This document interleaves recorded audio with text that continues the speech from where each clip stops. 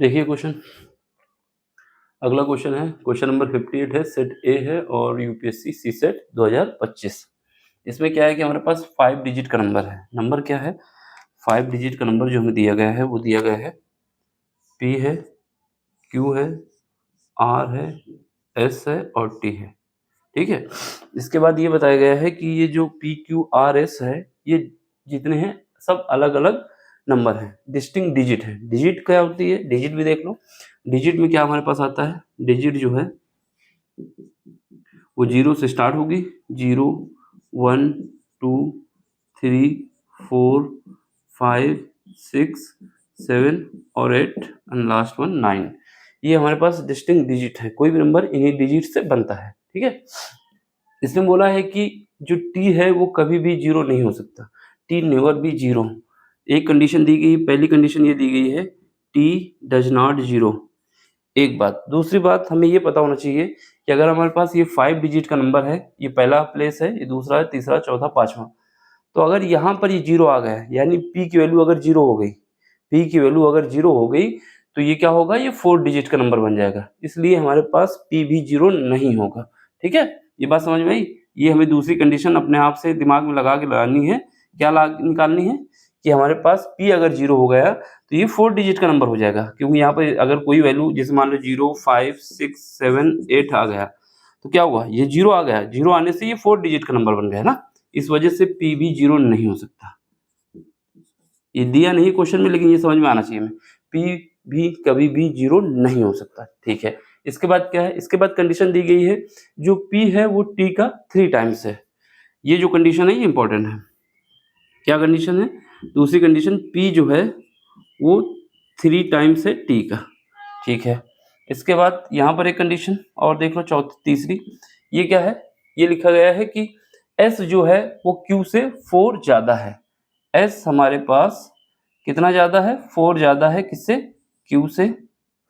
और जो q है वो r से कितना ज्यादा है? 3 ज्यादा है। यानी ये जो q है ये r से 3 ज्यादा है। यानी जब r में हम क्या करेंगे? 3 ऐड करेंगे तब हमारे पास q आएगा। और जब s में 4 ऐड करेंगे, यहाँ पर 4 है, तो हमारे पास क्या आएगा? q आएगा। इसका मतलब ये हुआ इन दोनों के बीच का डिफरेंस कितना है? यानी अगर हमें s से r पे जाना है तो क्या करना होगा? 7, 4 + 3, 7 एडिशन करना होगा जब हम r पे पहुंचेंगे। इतनी कंडीशन हो गई। अब इन्हीं कंडीशन पे हमें पहले बना लेना है। पहले इस पे बनाओ, क्या क्या पॉसिबिलिटी है। अगर t की जगह हमने 1 रख दिया, इनमें से कोई वैल्यू रखना है, 0 रख नहीं सकते। t की जगह 1 रखेंगे तो ये कितना आ जाएगा? ये हमारे पास 1 आ जाएगा t। और p कितना आ जाएगा? ये ऐसे बनाओ, t बराबर अगर हम 1 रखते हैं तो p कितना आएगा इस कंडीशन के हिसाब से? p हमारे पास आ जाएगा 3। t बराबर अगर हम 2 रखते हैं तो p कितना आ जाएगा? p आ जाएगा 6। t बराबर अगर हम 3 रखते हैं, इस पे रखना है इस कंडीशन पे, तो हमारे पास p कितना आ जाएगा? p हमारे पास आ जाएगा 9 आ जाएगा।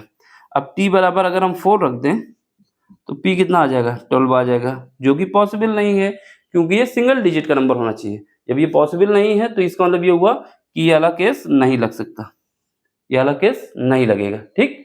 अब इसके बाद आगे बढ़ो, तो यहाँ तक हो गया। t की कंडीशन 1, 2, 3 और p की उसी हिसाब से वैल्यू है। अब यहाँ पे देख लो, इस पे देख लो, इस पे क्या देखना है? इस पे हमें ये देखना है कि हमारे पास जो s है, ठीक, इसमें कंडीशन देखो s के विषय में, s और r में क्या रिलेशन है। s यहाँ पर रख दो, r यहाँ पे रख दो। ठीक। चलो, ये दिख रहा है यहाँ पे रेगुलर तो नहीं है, इधर थोड़ा नीचे कर देते हैं। s यहाँ पे है, r यहाँ पे है। ठीक, इसके हिसाब से एडजस्ट करो। s अगर हमारे पास s पे और r पे क्या है, जब s और r पे 7 का गैप है, यानी s की वैल्यू अगर हमारे पास 7 हो जाए तो r की वैल्यू 0 होनी चाहिए। r 0 हो सकता है, p और t 0 नहीं हो सकते हैं। ठीक है, बाकी सब 0 हो सकते हैं। 3 जो डिजिट है, अंदर की 3 हो सकती हैं, बाहर की नहीं हो सकती। दूसरा, r बराबर s बराबर 8 रख दिया जाए तो r बराबर 1 हो जाए, यानी इनके बीच का गैप कितना होना चाहिए? 7 का, जो कि है। s बराबर 9 हो जाए तो हमारे पास r बराबर कितना हो जाए? 2 हो जाए। इसके अलावा कोई भी केस पॉसिबल नहीं है। तो यहाँ से हमें कंडीशन उठानी है, अब वैल्यू पुट करनी है। पहला हम ये 2 वैल्यू पुट करते हैं। पहले केस में पहले क्या करते हैं? एस की वैल्यू हम रखते हैं 7, क्यू की वैल्यू 1 रखते हैं। ठीक है, एस की वैल्यू यहाँ पर है, एस की वैल्यू 7 और क्यू की वैल्यू 0, 1 नहीं 0। ठीक, सॉरी, एस की वैल्यू 7, आर की वैल्यू 0। आर कहाँ है? यहाँ पर है, 2 डिजिट हो चुकी हैं। ठीक, अब इसके बाद जब ये 0 है, जब ये 0 है आर और क्यू में कितना डिफरेंस है, यानी क्यू चाहिए तो हमें 3 ऐड करना होगा। तो यहाँ पर हम क्या कर सकते हैं, 3 रख दें। ठीक, ये बात समझ में आई कि नहीं आई? देखो यहाँ पर 7 रखा हमने एस की वैल्यू, और आर की वैल्यू कितनी हो गई? 0, क्योंकि इनके बीच का गैप कितना होना चाहिए? 7, जो कि बन गया। फिर उसके बाद हमें ये पता चला कि जो हमारे पास क्यू है और आर है, इनमें क्या रिलेशन है कि आर अगर हमारे पास क्यू जब आएगा जब आर में 3 ऐड किया जाएगा, या तो ये तरीका है, या फिर आर क्यू जब क्यू हमारा कब आएगा? जब एस में 4 घटाया जाएगा। तो उसके हिसाब से ये रख दिया। ठीक है, अब यहाँ पर वैल्यू पुट करनी है। ठीक, अब टी की वैल्यू पुट करना है। तो पहले टी की वैल्यू क्या रख सकते हैं? टी की वैल्यू यहाँ पे 1 रख दें, तो पी की वैल्यू क्या हो जाएगी? 3 हो जाएगी। और हमने बोला कि ये जो नंबर बन रहा है ये सब अलग अलग डिजिट का बन रहा है। ऑल जो नंबर है वो डिस्टिंक्ट डिजिट हैं, और यहाँ पर भी 3 आ गया, यहाँ पर भी 3 आ गया। इसका मतलब ये केस पॉसिबल नहीं है। क्यों नहीं पॉसिबल? क्योंकि ये दो वैल्यू सेम हो गई, तो ये नहीं हो सकता। फिर देखो यहाँ पर 3 रख दे, 0 रख दे और 7 रख दे। ठीक, तो इसको हटा के यहीं पर ऊपर कर देते, ये नहीं पॉसिबल हो सकता। ठीक है, ये हम पहले केस के लिए बना रहे हैं। तो यहाँ पर क्या हुआ? फिर उसके बाद दूसरा, ये 3 है, 0 है, 7 है, ये तो फिक्स है। अब यहाँ पर ये वैल्यू हमने नहीं ये रखी, इससे सेटिस्फाई नहीं हुआ। अब हम क्या रखते हैं? टी की जगह 2 रखते हैं और पी की जगह 6 रखते हैं। हाँ, ये पॉसिबल हो सकता है। ठीक, ये पॉसिबल हो सकता है। तो कोई सारी डिजिट डिस्टिंक्ट है। फिर चलो आगे बढ़ो, अभी तो यही रखो जितना ये है, 3, 0, 7। ठीक, अब यहाँ पर देखो टी की जगह 3 रख देते हैं, टी की जगह 3, टी की जगह 3 और पी की जगह कितना आ जाएगा? 9 आ जाएगा। और ये जो पी की जगह कितना आएगा? 9। अरे यार, 9 आएगा। अब देखो ये भी 3 है, ये भी 3 है, इसका मतलब ये भी पॉसिबल नहीं है। तो यहाँ पर ये क्या पता चला? जब हमने 7 और 0 रखा, उस केस में हमारे पास एक वैल्यू निकल के आ गई। अब इसका दूसरा केस देखते हैं। ठीक, तो यहाँ से हमारे पास 1 मिल गया, तो इसको हम लिख लेते हैं 1 नंबर ये हमारे पास बन गया है। 1 तो होगा, अब बाकी 2 हट गए। अब हम क्या करते हैं? ये 2 वैल्यू पुट करते हैं इन 2 वैल्यू पे। तो पहले क्या है हमारे पास? यहाँ पर एस कितना है? 8, और आर कितना है? आर हमारे पास 1 है। इसके हिसाब से हमारे पास क्यू कितना आ जाएगा? 4 आ जाएगा। ठीक है, अब यहाँ पर एक यहाँ पर वैल्यू पुट करो। सबसे पहले हम क्या करते हैं? टी बराबर 1 रखते हैं। जब टी बराबर 1 रखोगे तो पी बराबर 3 आ जाएगा, इससे रखोगे। यहाँ पर देखो 1 यहाँ पर भी, यहाँ पर भी 1 है, तो ये पॉसिबल नहीं है। फिर उसके बाद ये तो ये भी रहेगा 4, 1, 8। अब क्या कर सकते हैं? अब हमारे पास टी बराबर 2 रख दो, टी बराबर 2 रख दो तो पी कितना आ जाएगा? 6 आ जाएगा। हाँ, ये नंबर पॉसिबल है क्योंकि ये डिस्टिंक्ट डिजिट है। ठीक है, फिर उसके बाद और देख लो, 4, 1, 8 तो ये रहेगा ही। अब यहाँ पर देखो, यहाँ पर क्या है? टी बराबर 3 रख दो और पी बराबर कितना आ जाएगा? 9 आ जाएगा। हाँ, तो ये भी पॉसिबल है क्योंकि इसकी भी डिस्टिंक्ट अलग है डिजिट। अब देखो ये 4, 1, 8 तो रहेगा ही, यहाँ पर ये लगाओ। ठीक है, 4, 1, 8 रहेगा। इसके बाद क्या है? यहाँ पर हमारे पास टी की जगह हम क्या रखेंगे? 3, टी की जगह 3, ये तो हो चुका था ना। ये हो चुके हैं।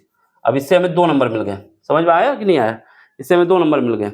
एक नंबर ये मिला, एक ये मिला और एक ये, तो टोटल कितने हो गए? 3 हो गए। अब चौथा केस भी देख लेते हैं कि जब ये वैल्यू पुट करते हैं।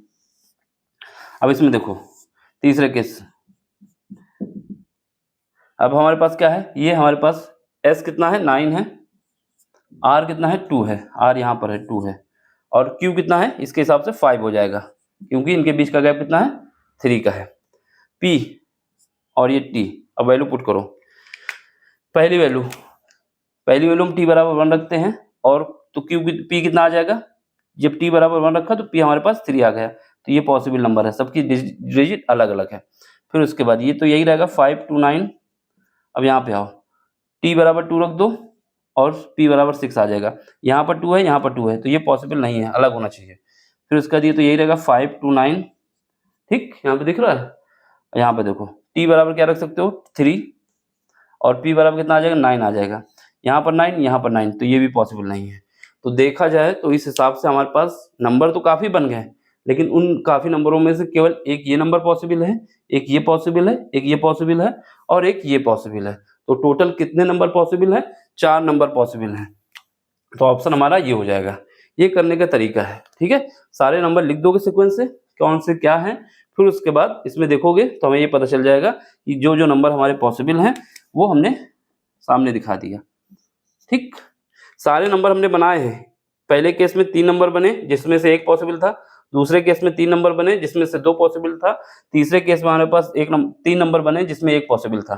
तो टोटल 4 नंबर पॉसिबल हैं जो कि अलग-अलग डिजिट के होंगे, ठीक है? समझ में आया हो तो लाइक कर दो, शेयर कर दो। बाकी कोई क्वेश्चन नहीं आता टेलीग्राम में आके पूछ सकते हो, ठीक? Bye, take care. स्क्रीनशॉट ले लो, लेना है तो।